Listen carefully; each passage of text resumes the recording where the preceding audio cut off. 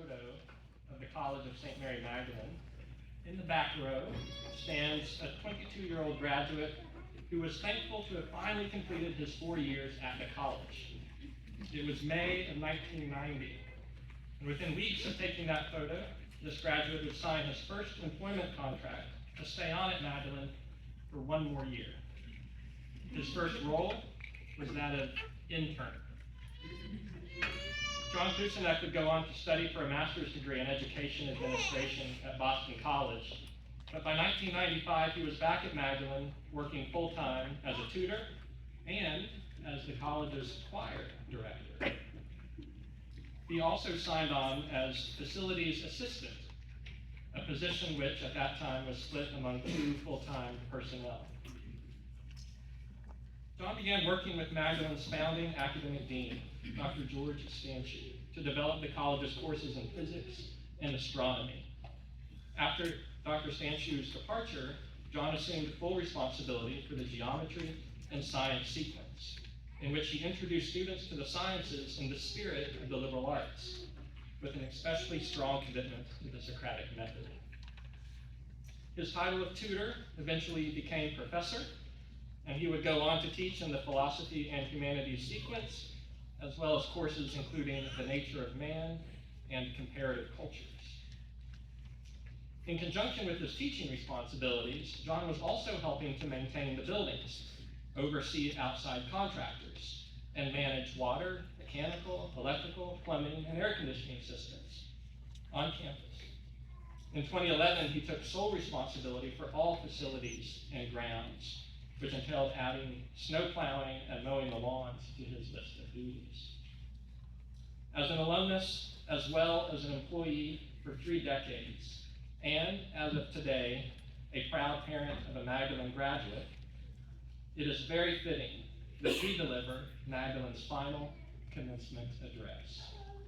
Please join me in welcoming our 2024 commencement speaker, Mr. John Klucinec.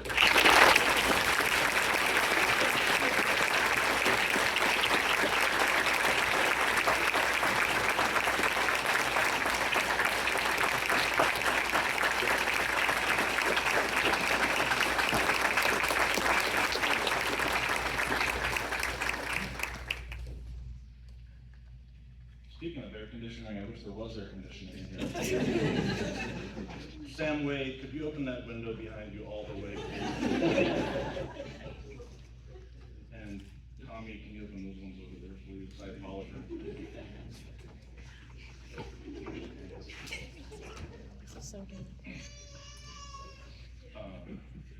There seems to have been a mistake because I've never done this before. But there was a irresistible speaker's fee affiliated with this. That's actually a joke. I'm very pleased to have heard Dr. Mumbach. Thank you for speaking about academics because, can you hear me over there, John? Because we're in gowns and robes, and it's a liturgical event, and it could almost seem. And the way things work out, I'm also going to try to talk about academics. These come in handy. Let me first begin by, again, welcoming, first of all, Father Boucher, Father Rocker, Dan Sweetheart, the Honorable Dan Sweetheart, and faculty and staff, Dr. Messamore, students, faculty, friends, etc., etc. Actually, I also see a lot of alumni, but I'd like to point out, we actually have, I see another Honorable Mark Sullivan and John Sullivan next to him, it looks like, from classes of, don't count me, 1981, 86. I see Steve Mendez, I see Mark Gillis, class of 1990. I see Owen Pound, Emma Laney, Olivia Siphon, Emma Pound. I'm going to miss some of you, I'm afraid. There's Cindy Enriquez, good to see you. And the Bernard brothers, I didn't recognize you actually. Hefner, I see you over there. There's a few others of you, but this would go on, so I need to continue. All right. Since I've never done this before, I'm just gonna say right out and publicly, I'm gonna plagiarize this entire speech. In the following sense, I did find that Thomas Aquinas wrote something in the, amongst many things, called the Catena Aurea, the golden chain. Dr. Fitzgerald, I look at you for this because, okay, so ready, Dr. Almanzar and I were trying to figure out the way to do this. I'm not gonna do a golden chain, how could I? But in that, Thomas linked together in his commentary on the Gospels many of the church fathers. So I'm going to do a sort of analogous thing, a little golden chain, Catena Aureola. No, I don't know, it's not looking good. A Parva Catena Aurea. Thumbs up, okay. I'm gonna do a little, try to do a little golden chain here, and what it's gonna be is mostly, again, Dr. Mumbeck, you really, thank you for talking about academics and Joseph Pieper, because that's mainly who I'll be drawing from. Can you still hear me over there, John? Okay, good. The main works that I will be drawing from are Only the Lover Sings, Happiness and Contemplation, The Philosophical Act, and the curiously entitled, What Does Academic Mean? Great title of the book, right? I don't think so, but anyway. I would never have picked it up if Dr. George Harn suggested it, and I started to read it. So in 1950, Joseph Pieper did actually give a lecture entitled, What Does Academic Mean? In his usual, I'll call it droll manner, Pieper points out that the word academic, of course, flows from Plato's Academy, that's where we get the name from. But then in that Pieper-esque way, he mentions that, of course, everybody knows, but he's about to say nobody knows, that the Academy was named by chance. Oh, I forgot your chance. Where's Chance? Tell Chance, oh, there you are, okay, great. Plato's Academy, Pieper says, has the name, this name has its origin in its proximity to a grove of an Athenian city hero named Academus. Who knew that? I didn't. Academic means Academos. It's a hero of Athens.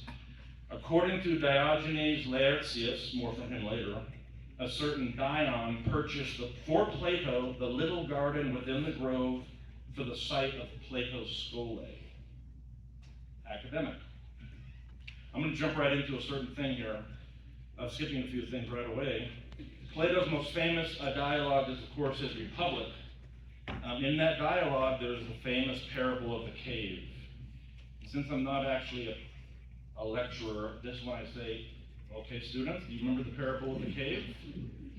And they nod and say they do, but unfortunately you can't answer, so now I have to try to answer for you. So I'm going to do this really fast. Please bear with me, colleagues and even students. But so remember the parable of the cave. Socrates says, behold, men living in a cave. Okay, picture it. But then he adds, here they have been from their childhood, and they have their legs and necks chained so that they cannot move.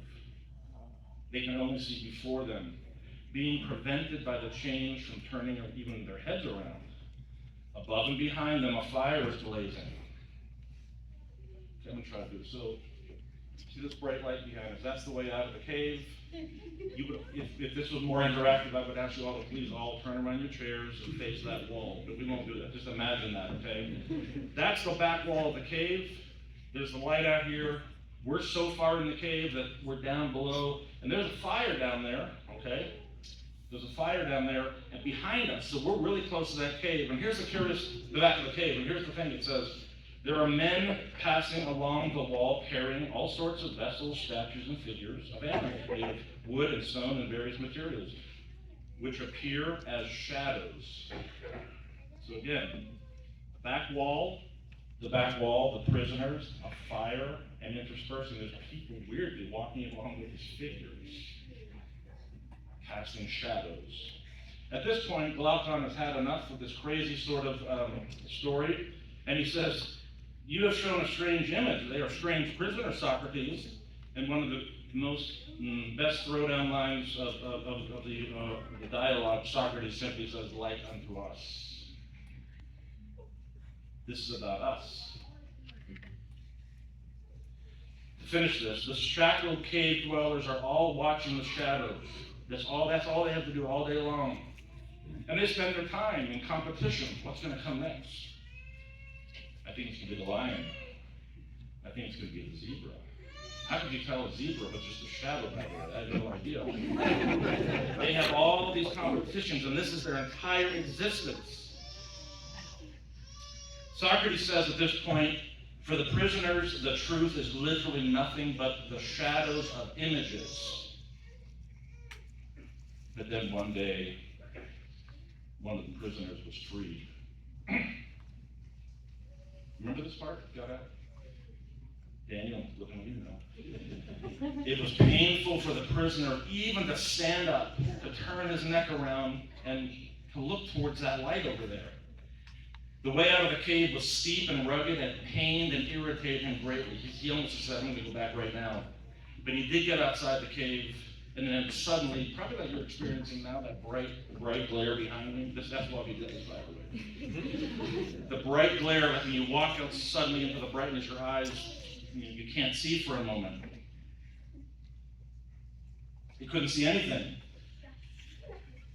Then somebody tells him, what you're seeing now out here, this is reality. In there was an illusion. But the escaped prisoner didn't like it. It's too bright out here. I still can't see anything. It's too dazzling. Let's go back to the bat cave. Put your hand on that feel. Yeah. Okay. Let's go back to the cave. Let's get out of here.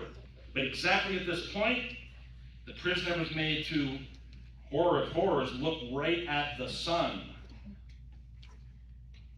The searing pain was too much for his eyes. He turns away. He runs even more headlong back to the darkness, but he's still stopped. Somehow he remains outside just long enough, and he begins to get used to the light. At first he sees shadows, but at least they're shadows of real things. Next, reflections of men and other objects in the water. Finally, he sees the objects themselves.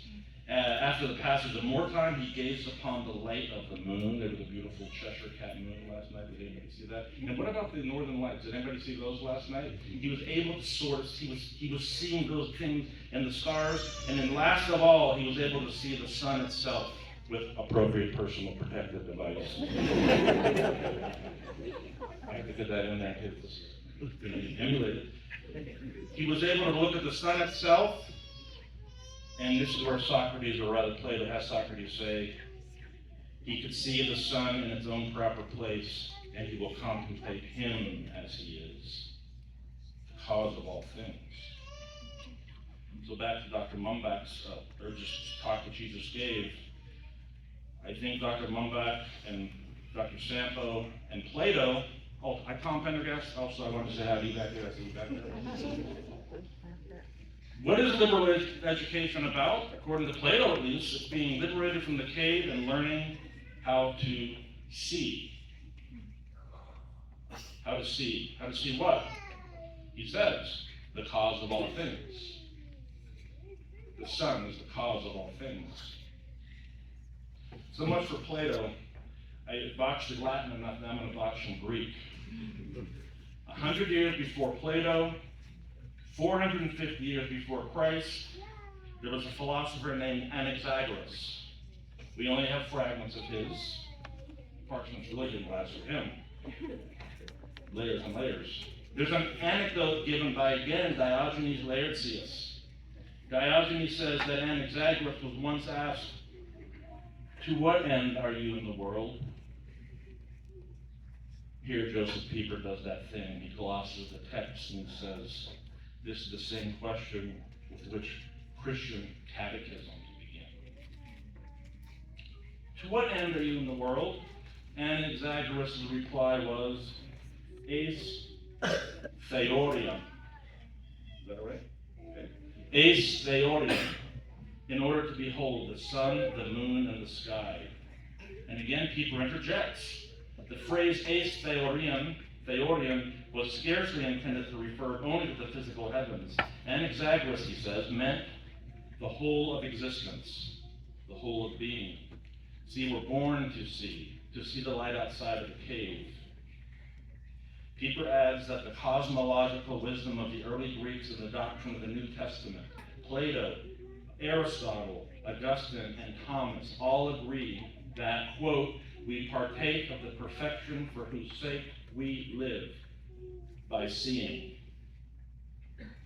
We call this the beatific vision, ultimately. This sounds really good, but then it's the same Pieper himself. I remember Father Duchesne quoted this in a homily probably 3 or 4 years ago now. Joseph Pieper starts a little talk in the Only the Lover Sings, and it goes like this: man's ability to see is in decline. Man's ability to see is in decline. He doesn't mean physiological seeing. He says his spiritual capacity to perceive the visible reality as it truly is. Dating himself, this is 1952, I believe, Pieper says, the average person of our time loses the ability to see because there is too much to see. There does exist something like visual noise which makes clear perception impossible. One might perhaps presume TV watchers, tabloid readers, moviegoers exercise and sharpen their eyes, but the opposite is true. The ancient sages knew exactly why they called concupiscence of the eyes a destroyer. What would he say of iPhones and virtual reality headsets? We can't see. All right, thank you, Dr. Pieper. You pointed out the problem. We're on the cave, I guess. It's even worse than before. Do you have any remedy to offer? And he does, and here it comes. He says we must all become academics. Joseph Pieper says we have to all become academics. Remember the grove of Academos. Plato's Academy, Pieper says, was at the core a philosophical school, a community of people philosophizing, so that its intrinsic characteristic is the philosophical way of looking at the world. Therefore, academic means philosophical, according to Pieper. An academic institution is a philosophical one. He hastens to point out that the term philosophical in no means refers to a corpus of teaching, Thomism, Platonism, etc., but rather a way of looking at life. It is a way of seeing things which has always been described as theoretical. Ace theorium. And what is meant by theoretical is an attitude toward the world which is concerned with the fact that things reveal themselves as they are, creatura. Creatura. What's creatura mean? Creatures, yes, thank you very much. They are creatures. Did I say it wrong, I guess? Creatura. Everything is a creation in the world. I'm going to now quickly give you, I have to skip a few things, I apologize. In the Magdalen program of studies, as Dr. Messmore mentioned, I did inherit the science tutorials, and it is an inheritance, I assure you. I could never have come up with these things. Dave Hayes and George Sanchez put these all together. We read an author named Lauren Isley.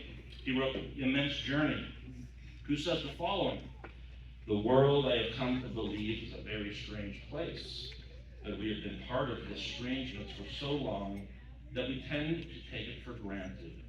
We rush to and fro like mad hatters upon our peculiar errands, all the time imagining ourselves to be dull and our surroundings uninteresting. Actually, there is nothing in the world to encourage this idea, but such is the mind of man. Another author in the biology tutorial is Konrad Lorenz. In his book King Solomon's Ring, Lorenz describes a time when he was boating on the Danube River, and no seniors, this is not the time when his friend pushed him overboard. That is another story. He was at the Danube River and he saw some geese flying, and in that group of wild migrant geese was his pet gray lag geese. My daughter Amy is raising ducks right now.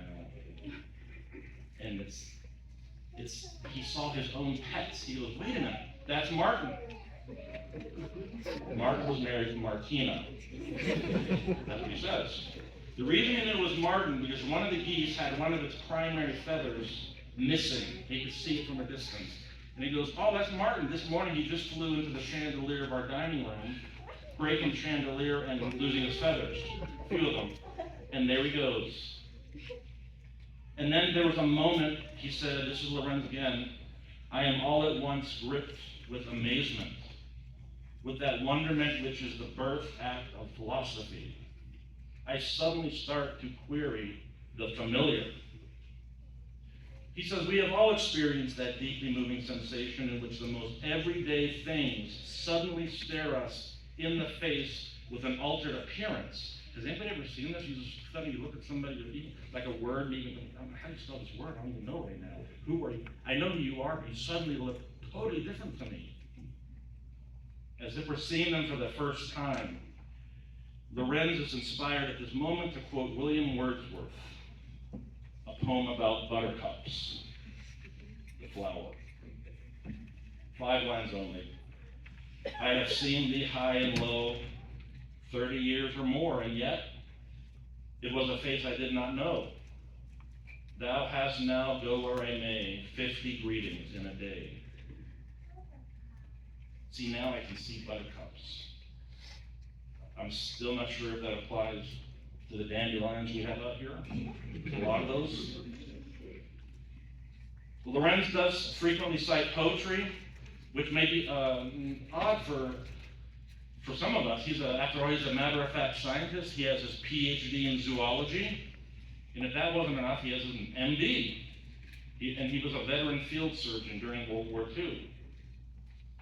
But back to Lorenz one more time. Lorenz says that a man can sit for hours before an aquarium and stare into it as into the flames of an open fire or the rushing waters of a torrent. All conscious thought is happily lost in the state of apparent vacancy. And yet, in these hours of idleness, one learns essential truths about the macrocosm and the microcosm. Try not to let this cause you to lose your faith in the integrity of academics as we understand it. Let me finish, though.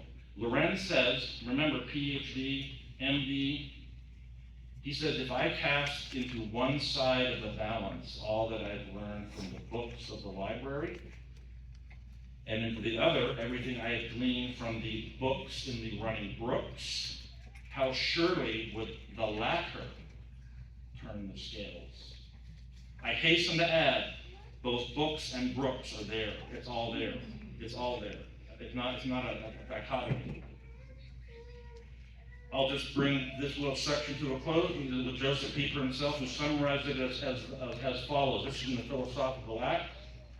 To philosophize means to withdraw, not from the things of everyday life, but to the things of everyday life.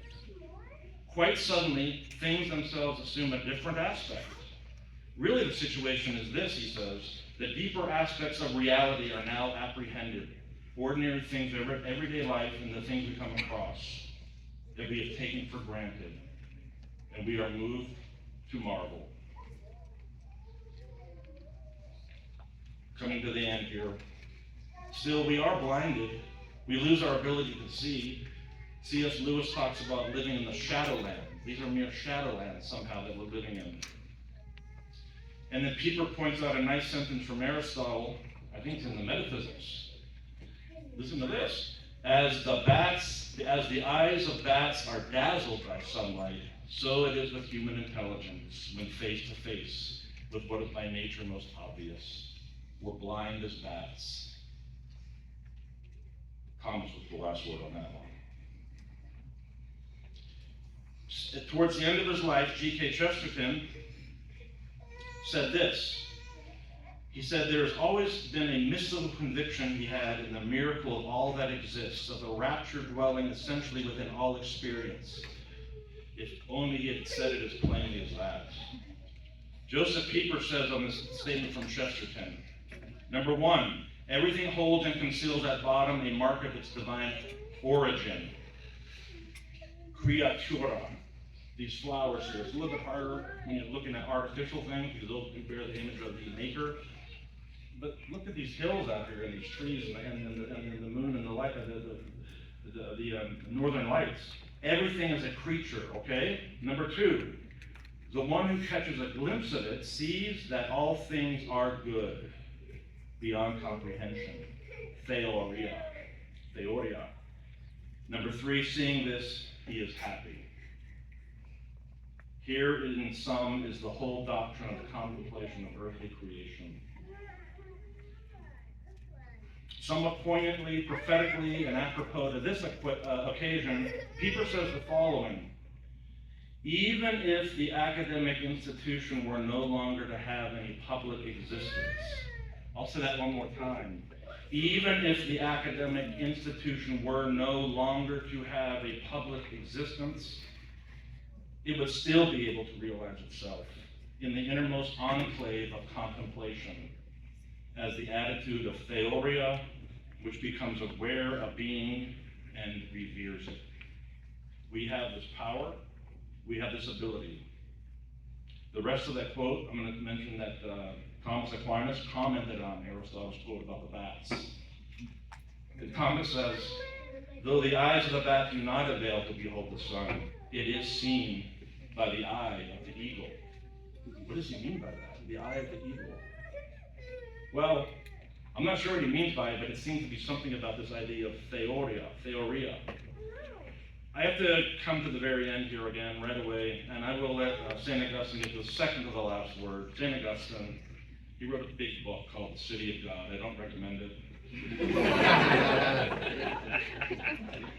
Well, I mean, you have to kind of go, you have to curate it, I would say. Read it, find it, anyway. So, towards the end of that book, I'm going to try to find a little bit of a quote here. The Doctor of Grace turns his attention to contemplate the rich and countless blessings with the goodness of God given to the human race. He goes on to give a big list of things, and then he says, so Augustine, he says, if I were to attempt in detail to unfold only a few of these, such an enumeration would fill a volume. Well, he actually did fill quite a volume right before that. So he lists a lot of things, all the usual things. I just want to draw note to one thing. He says, the multitude of birds, different plumages and songs. And then he says, animals and insects, the smallest in size, which are the most wonderful, black flies. Did you ever think of how a little tiny black fly is able to fly around and get around? How does it even know where it's going? How do those wings work? For a black fly, flying would be like us swimming in molasses because of the effects of scale and the viscosity of air. Augustine says those little bugs are really neat if you look at them. They're astonishing. Remember Thomas's remark, famous around here last year. You remember, you guys? No philosopher has ever understood the essence of a single fly. Thomas Aquinas said it's still true. Now that we know the sequence of the DNA, we have to figure out where does all this information come from. We don't know. Well, I think we might know. I'm going to end with that. There it is. I'm skipping a few things because of time. St. Augustine says this in conclusion. If I were to attempt to detail this, yes, it would be a full volume. All these are but the solace of the wretched and the condemned. That's us. Not the rewards of the blessed. What then shall our rewards be if these are the blessings of the condemned state in which we now live? What will God give to those whom he has promised eternal life? Who has given such things even to those who are headed to death? Augustine just never pulls upon Jesus believes in hell and people can maybe go there. When the promise of eternal life is fulfilled, what will we be? What blessings shall we receive in that kingdom? In what condition shall the spirit of man, when it is perfected, it enjoys undisturbed peace in self? Shall it not then know all things with certainty, and without any labor or error? When unhinged and joyfully it drinks the wisdom of God at the fountainhead. For truly eye has not seen, ear has not heard, nor has it entered into the heart of man what God has prepared for those who love him. This is what it means to be academic, according to Joseph Pieper. Dr. Mumbeck, you set me up nicely. You mentioned that old drinking song, Gaudiamus Igitur, I guess. I thought that was Mario Alonso who sang that originally. But, of course, my friend Neil Gillis, Mark mentioned to Neil that I mentioned his name. Neil knew, he told me that actually Brahms put that melody into his academic festival overture. Leave it to Neil to know that. Gaudiamus Igitur. So at the risk of really botching it up, I'm going to end with those few lines of that song. Vivat Academia, vivat professores, vivat membrum quod libet, vivant membra quae libet, Semper Sint in Flore. Remember that song, any of you? Gonna break out for us? Just hold on. I'm gonna translate that in English. Forgive me, Dr. Fitzgerald and Dr. Owen as well. Long live the Academy. Long live the professors. Long live the students. Forever may they flourish. Thank you.